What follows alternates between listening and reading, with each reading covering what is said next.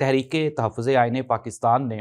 آج اسلام آباد میں ایک ریلی نکالی۔ ریلی کا مقصد یہ تھا کہ 27ویں آئینی ترمیم جو کہ پاکستان کے آئین کو جس نے سبوتاژ کیا ہے اس کے خلاف احتجاج ریکارڈ کروایا جائے، اور تحریک تحفظ آئین پاکستان کے رہنماؤں نے اپنے خطابات میں یہ کہا، انہوں نے کہا کہ پاکستان اب ایک بے آئین حکومت بن چکا ہے، ایک بے آئین ریاست بن چکا ہے۔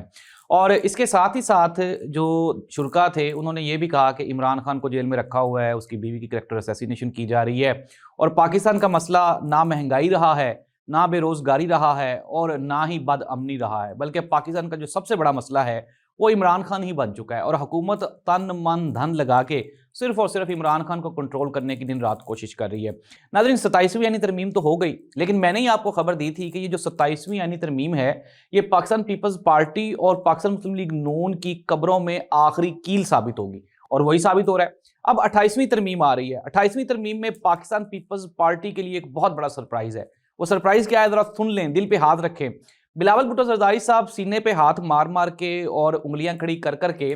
یہ جو کہہ رہے تھے کہ ہم 18ویں جو ترمیم ہے اس کو رول بیک نہیں ہونے دیں گے، NFC ایوارڈز کو رول بیک نہیں ہونے دیں گے، صوبائی خود مختاری پہ کوئی سمجھوتا نہیں کریں گے، تو کسی کہنے والے نے بڑا خوب کہا، انہوں نے کہا کہ جس طرح سے 27ویں آئینی ترمیم میں یہ گھر سے بھاگے بھاگے آئے ہیں نا دستخط کرنے، اسی طرح سے یہ 28ویں آئینی ترمیم پہ بھی اس دن ان کو پتہ چلے گا جس دن 28ویں آئینی ترمیم اسمبلی میں پریزنٹ ہو جائے گی،